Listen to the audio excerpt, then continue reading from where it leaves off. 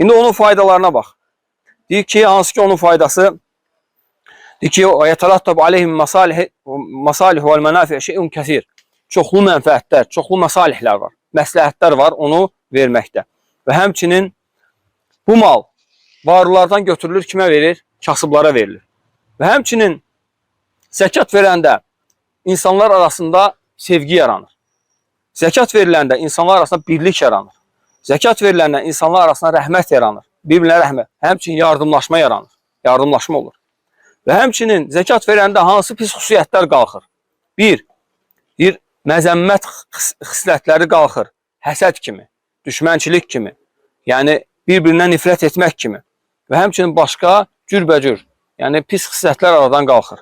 Yəni təsəvvürlə bu qardaşımız varlıdır. Gedib o kasıb qardaşımıza nəsə verəndə gör o nə qədər çox istəyir onu. Aydın mı? Və ona dua eləyir. Onun malı üçün bərəkət diləyir. Gör nə qədər sevinclər hasil olur, gözəlliklər hasil olur. Və sonra deyir ki, müsəlman cəmiyyətinin xüsusən bir olması üçün, möhkəm olması üçün ən böyük səbəblərdən biridir zəkat.